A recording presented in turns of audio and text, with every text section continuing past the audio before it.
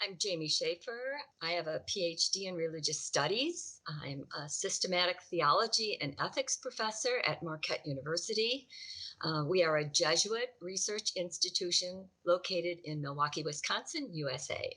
For many years, prior to becoming a theologian, I served with non-government organizations and with governments at the county, state, national, federal, and binational levels as an increasing specialist in involving the public in addressing ecological problems. My undergraduate degree is in political science, my master's in history with a focus on the scientific revolution period, and my combined master's and doctoral degree is in systematic theology and ethics. And I'm in my 25th year of teaching undergraduates and also graduates at Marquette University.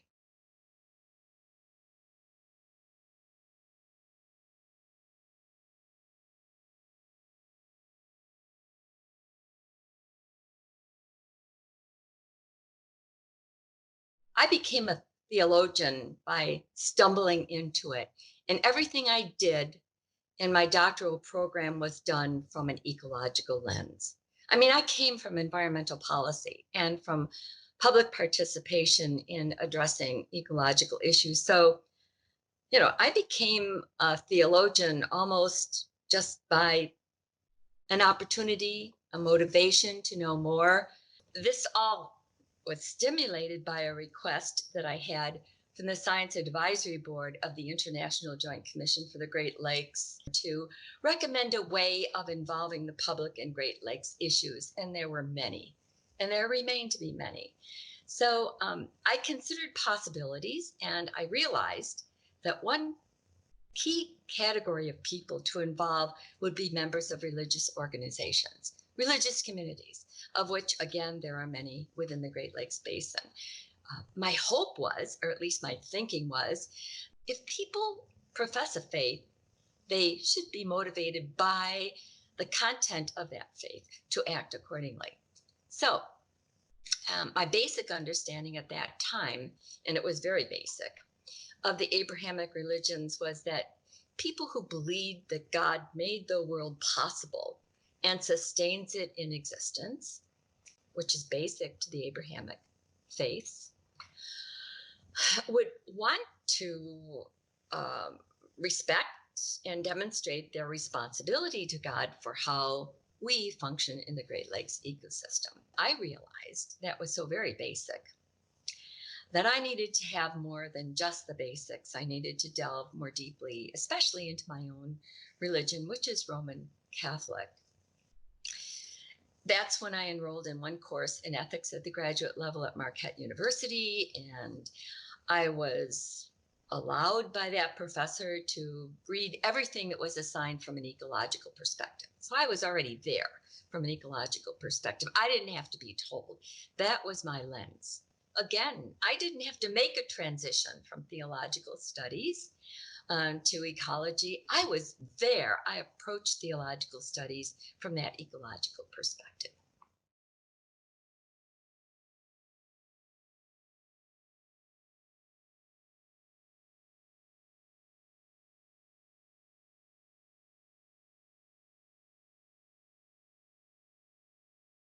Viewing the Abrahamic traditions in the natural sciences as conflicting is unfortunate. I strive to relate theological discourse and the scientific findings, basic scientific findings, constructively. Theology and the natural sciences are not in conflict when they respect one another and do not overstep their scopes or assume authority over one another.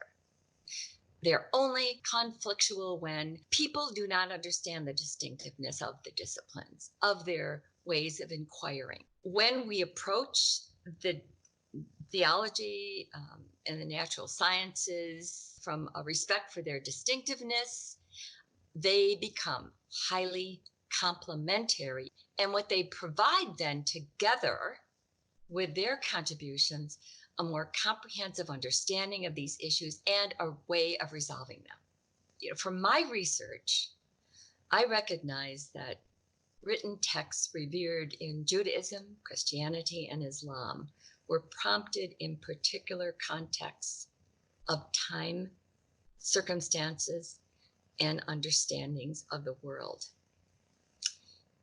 With other scholars, I follow what we call the historical, critical, and other methods of interpretation of these revered texts to try to understand the meaning intended by the writers of those texts in their times. Many statements of faith surface from my own research and reliance on research by scholars of these sacred texts. And I work carefully and cautiously to identify the meaning of particular statements of faith, or we call doctrines, for people who profess our three faiths today. So what I do with these texts that have been reflective of biblical statements of faith, I ask what this statement of faith, articulated maybe over centuries of periods of time and developed over centuries of time, what it can mean today when it's informed by our understanding of the world and the ecologically threatened context of our time. And what I do with these meanings then is I project trajectories for acting accordingly for today in ways that I think are needed today. When we recognize the basic faith in one God that Judaism, Christianity, and Islam profess, and when we understand that we are responsible to God for how we function within the universe God made possible and sustains in existence, the leaders and members of our faith communities are ripe for collaboration. And I think collaboration is warranted if we wish to honor the one God to whom we owe our existence.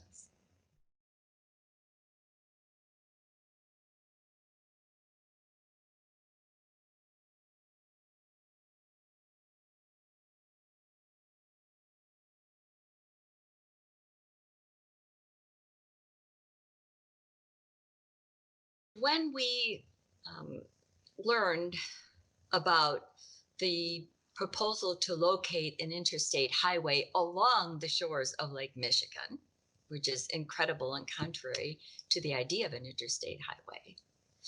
And when we heard about the Department of Energy's, about the utilities of Wisconsin's interest in locating a nuclear power plant north of Sheboygan, some of us got together and said, look, we have to respond to these proposals. And we had some initial negative reactions to them and many, many questions about them, to fill in the gaps of our knowledge about them. And so we got together and we started looking for sources of information that we could use to become better informed so we would have informed responses to these proposals and to these problems that we were discovering that were threatening, we thought, to the welfare of our community, not only to people, but to the biota and abiota within the ecosystem within which we lived, which was the Lake Michigan ecological system. We did become informed and we worked to develop educational materials on each issue for people to use in their various communities, some of which were religious communities, who then used the information for advocacy purposes, especially at the local level, but then also increasingly at other levels of governance, the state of Wisconsin as well, and finally contesting the nuclear power plant before the United States Nuclear Regulatory Commission, and even playing lawyer. And I had behind me, when I was playing lawyer before the United States Nuclear Regulatory Commission, representatives of various faiths from the Sheboygan community who were actually sitting there and praying for me to be able to have the stamina and the intelligence to ask highly paid lawyers the kind of questions that needed to be asked to enter into the record. What we had here was an experience of becoming informed, of having some kind of savvy to know how to advocate at various levels. I would say that from the different faith perspectives that were praying and bolstering and encouraging what we were doing, that shows a very deep sense not only of collaboration, but collaboration from individual faith perspectives.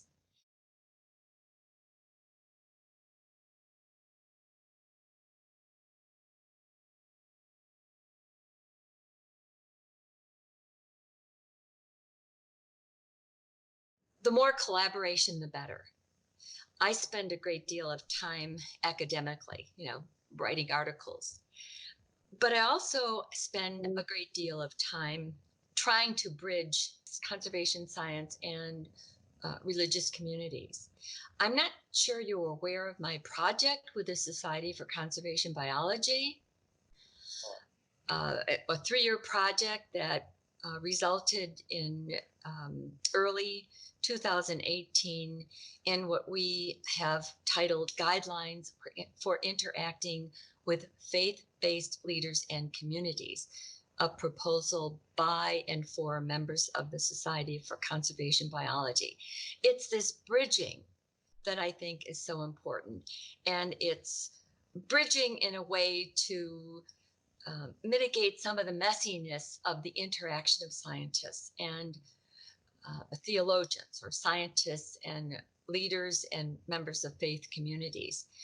So academia can contribute through our research and more in-depth explanation of some of the texts that are important. Religious faiths, leaders and communities can contribute by looking at their traditions and appropriating what is most stimulating and motivating for them to address issues in the region. And practitioners who have the savvy to know how to work through some of the institutional avenues and impediments, all need to get together. We all need to collaborate. We all need to bring our insights, our know-how, our gifts into discussion when we are trying to address issues that are survival for not only the flourishing of human beings, but of all the species and abiota upon which we depend for our flourishing, for our existence.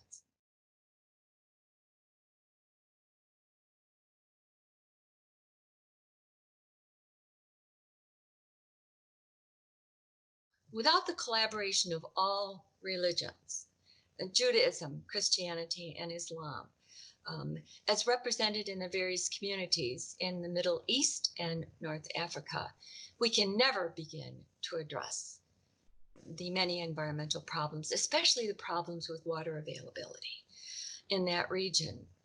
One of the pluses that we had at the workshop was meeting the truly inspiring and energetic leaders from EcoPeace.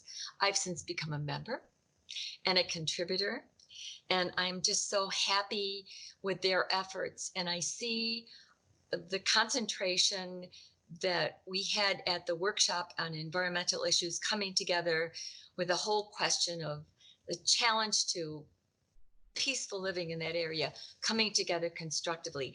I'm hoping that they are highly complementary. I think they can be complementary.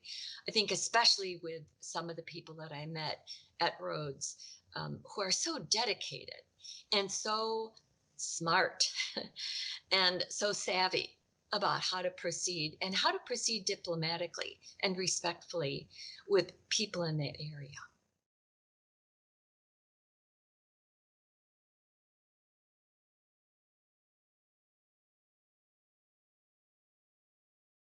Thoughtfully and informatively in my courses at Marquette University. That's my primary way of using the knowledge and perspectives of others with whom we were engaged in Rhodes. I've already introduced the one document that I helped produce, Judeo-Christian and Islamic Perspectives on Shared Moral Principles, with that I worked with 4 other people at the workshop. I've shared that with my undergraduate students in my course this semester on religious foundations for ecological ethics, because we will be looking at Christian, Judaic, Islamic, but also Buddhist, Hindu, and Jain foundations for ecological ethics. So I'm sharing them already.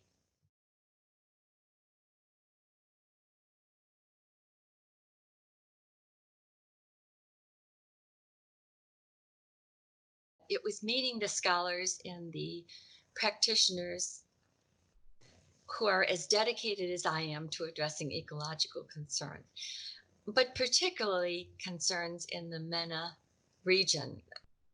The stimulation I received in the follow-up conversations, especially over email with Jeremy and also with Abraham, have been just thoroughly delightful and advanced my thinking about the traditions that they represent.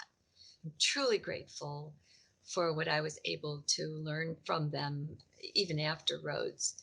I've followed up with EcoPeace, and I'm really glad to be on their mailing list and to follow what they're doing. And I hope that I'm able to help in one way or another.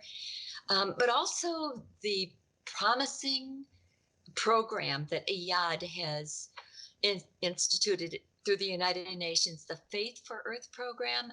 I'm really excited about that. So all of these encounters I had at Rhodes now are playing out in extended interactions that all point to a hopeful future.